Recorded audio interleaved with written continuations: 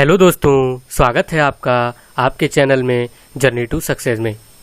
दोस्तों, आज हम इंडियन पॉलिटी यानी कि भारतीय राज व्यवस्था में प्रीएम्बल, सिटीजनशिप, यूनियन और स्टेट के बारे में डिस्कस करने जा रहे हैं। यानी कि जो संविधान में प्रस्तावना, नागरिकता और राज्य है, उसके बारे में हम लोग डिस्कस करेंगे। गाइज, एक बात मैं ये बता देना चाहता हूँ कि मैंने इसके पहले एक और वीडियो बना रखा है, parts and schedule of the Indian constitution, यानी कि भाग और अनुसूचियाँ, भारतीय संविधान के भाग और अनुसूचियाँ। अगर उसको अभी तक आपने नहीं देखा तो एक बार उसको जरूर से देख लीजिएगा, क्योंकि उसको देख लेंगे तो ये वीडियो आपको ज़्यादा अच्छे से समझ में आएगी। तो वीडियो शुरू करने से पहले आपसे मैं एक रिक्वेस्ट करना चाहूँगा कि अगर अभी तक हमारे चैनल को आपने सब्सक्राइब नहीं किया है तो सब्सक्राइब कर लीजिए, और वीडियो पसंद आए तो लाइक और शेयर जरूर कीजिएगा।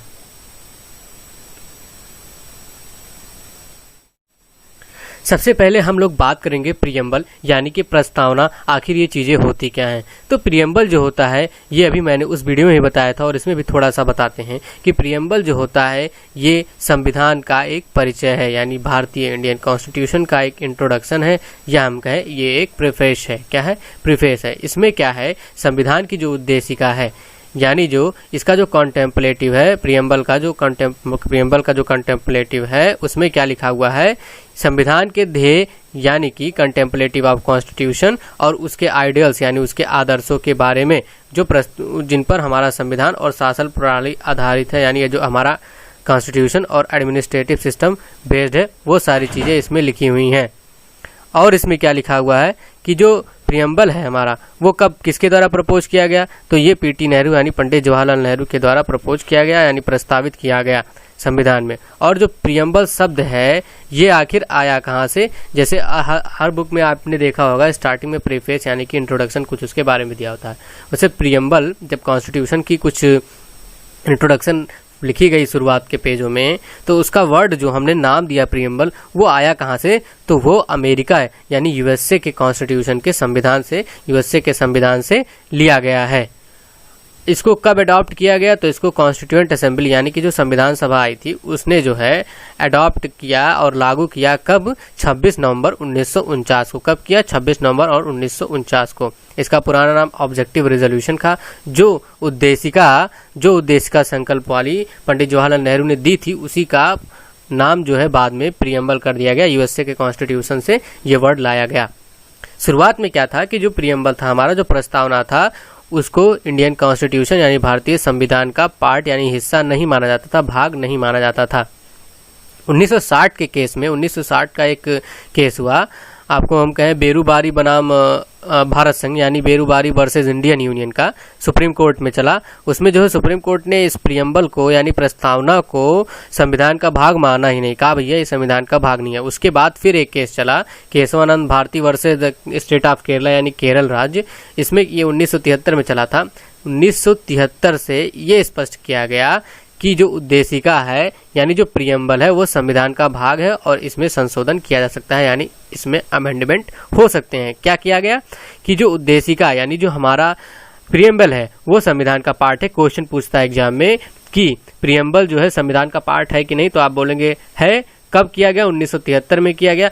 पूछता है क्या इसमें अमेंडमेंट कर सकते हैं? यस, इसमें अमेंडमेंट कर सकते हैं। इसका पुराना नाम तो ऑब्जेक्टिव रेजोल्यूशन, इसका old name objective resolution. Preamble words कहाँ से लिया गया? तो कॉन्स्टिट्यूशन ऑफ यूएसए से लिया गया।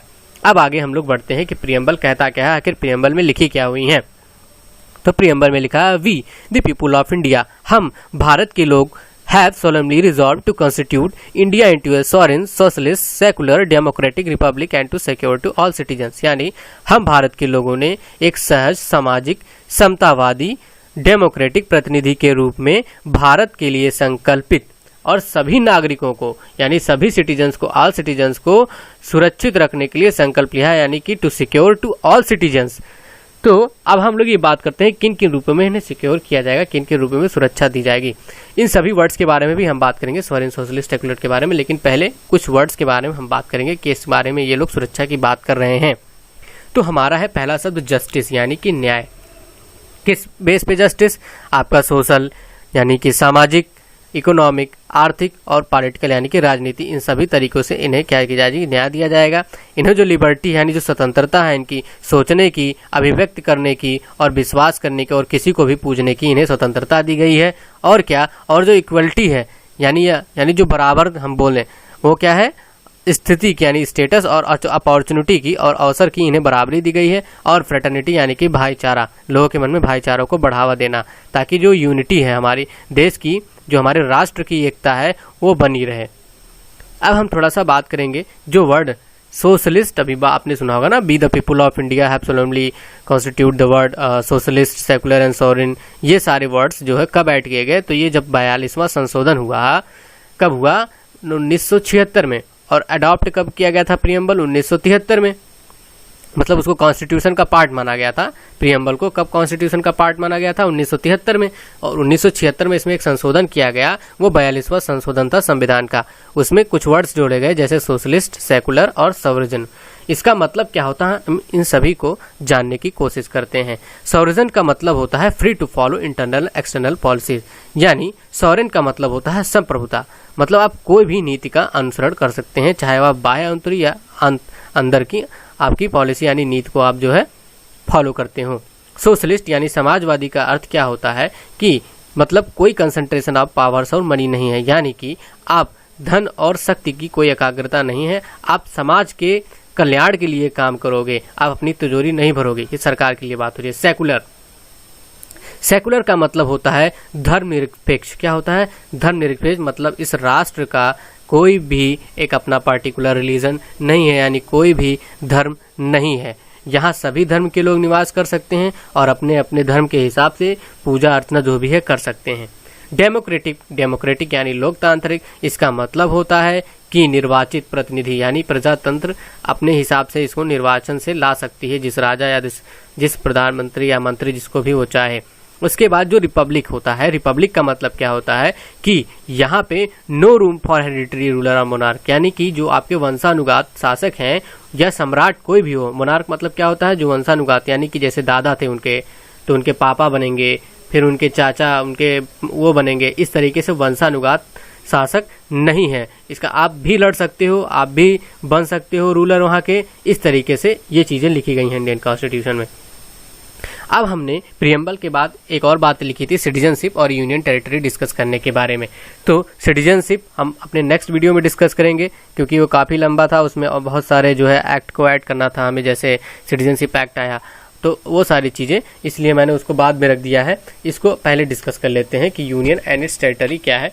इसमें क्या है, ये भाग 1 से लिया गया है, जो हमारा पार्ट्स है, इसीलिए मैंने आपको कहा था कि पार्ट एंड शेड्यूल वाला वीडियो देख लीजिएगा हमारे, इसके पहले मैंने डाल दिया है उसको, मैंने प्लेलिस्ट भी बनाई है अपना, उसमें प्लेलिस्ट में एडेड है। तो पार्ट 1 जो है आपका, उसमें भाग 1 से लिया गया है, इसमें अनुच्छेद 1 से 4 तक के आते हैं।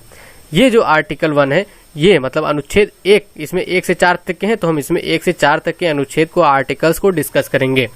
जो अनुच्छेद 1 है आपका, वो क्या कहता है, तो संविधान के अनुच्छेद 1 में क्या कहा गया है कि इंडिया यानी जो आपका भारत है, इंडिया जो है आपका क्या है, भारत है, वो क्या है, shall be a unit of states, यानी कि राज्यों का वो एक संघ होगा। क्या होगा, जो भारत है आपका वो राज्यों का एक संघ होगा। और क्या कहा गया है, स्टेट्स ऑफ इंडिया, यानी कि जो भारत के राज्य क्षेत्र हैं उसमें क्या होगा, जो राज्यों के राज्य क्षेत्र हैं यानी स्टेट एरियाज एंड स्टेट्स, और जो यूनियन टेरिटरी है यानी संघ राज क्षेत्र है, और other areas to be acquired, और अन्य ऐसे क्षेत्र जो अर्जित किए जाए वो सभी आते हैं इसमें। क्या क्या आते हैं भारत के राज्य क्षेत्र में, जो राज्यों के राज्य क्षेत्र है यानी जो स्टेट के अपना एरिया है, और जो संघ यानी यूनियन टेरिटरी का एरिया है, और जो अदर स्टेट जिनको हम एक्वायर्ड करते हैं यानी अर्जित करते हैं, उन सभी के क्षेत्र आते हैं।